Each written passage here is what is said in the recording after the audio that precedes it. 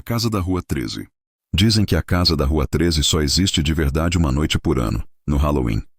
Durante o resto do tempo é apenas um terreno vazio, coberto por mato e névoa. Quem passa por ali durante o dia vê o portão enferrujado e uma placa caída, sem nada além de terra seca e silêncios antigos.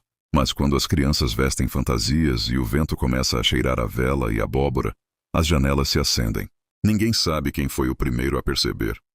Alguns juram que ouviram música vindo de dentro. Outros dizem que há risadas e sombras dançando atrás das cortinas. Mas há uma regra conhecida por todos.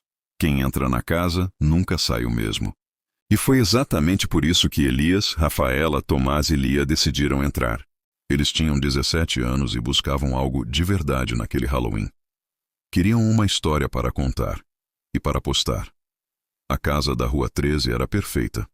Levaram lanternas, celulares e coragem disfarçada de ironia. Chegaram pouco depois da meia-noite, quando a neblina se tornava tão espessa que parecia viva. O portão rangeu quando Elias o empurrou. Parece que alguém nos esperava, disse ele tentando rir.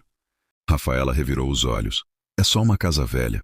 Mas ninguém comentou o fato de que, enquanto do lado de fora a rua estava escura, todas as luzes da casa estavam acesas.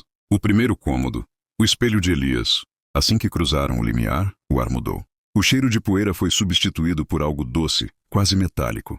O chão rangeu sob os passos, e as portas se fecharam atrás deles com um estalo seco.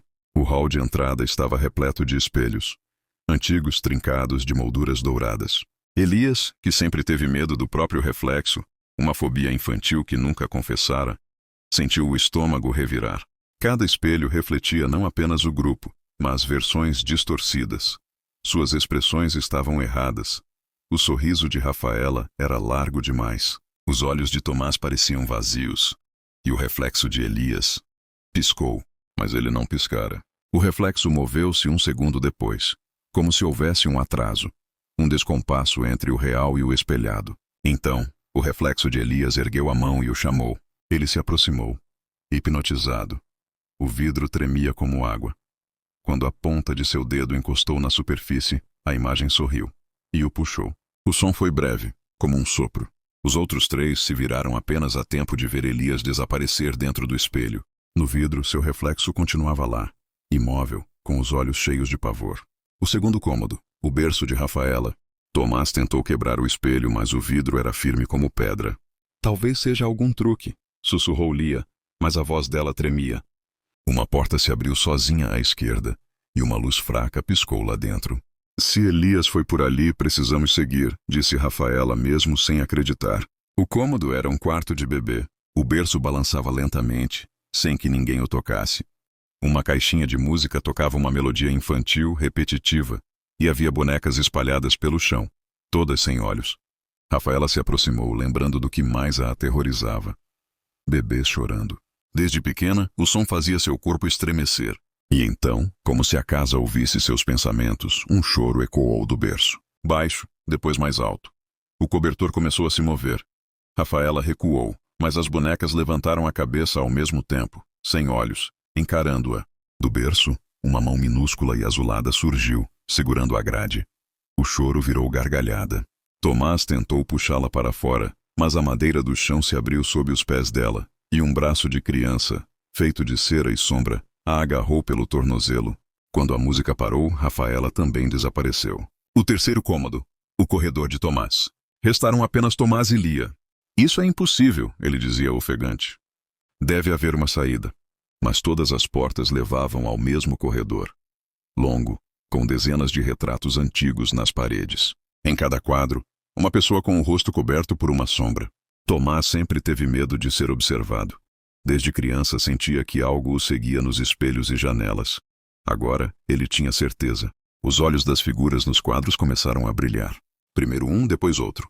Seguiam-no enquanto caminhava. Quando tentou correr, o corredor pareceu se esticar. As luzes piscavam, e os passos atrás dele ecoavam em sincronia. 1, 2, 3. Ele se virou. Uma sombra estava lá, imóvel, com um sorriso cortando o rosto. "Pare de me seguir!" gritou, mas a sombra repetiu o mesmo grito com sua própria voz. Então ela avançou e o corredor apagou. O quarto cômodo. O espelho de Lia. Lia ficou sozinha. As luzes se apagaram e a casa começou a respirar. Podia sentir o pulsar das paredes, como se tivesse entrado num corpo vivo. Caminhou sem saber para onde ir, chorando, chamando pelos amigos. Nenhuma resposta.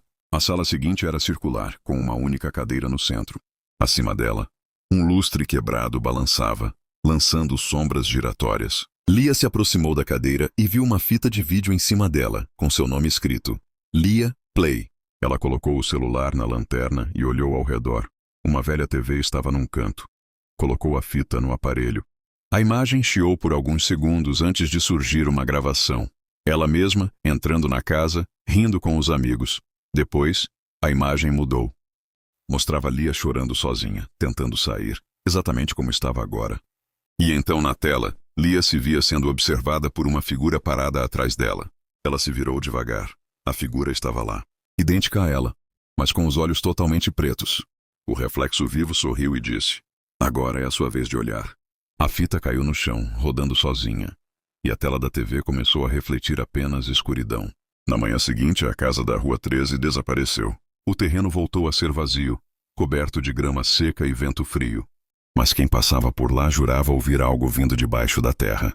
Um choro distante, um riso, um murmúrio chamando por alguém. E todos os anos, no Halloween, as luzes se acendem de novo. Dentro delas, 4 sombras caminham pelos cômodos, presas aos próprios medos, repetindo eternamente a mesma noite.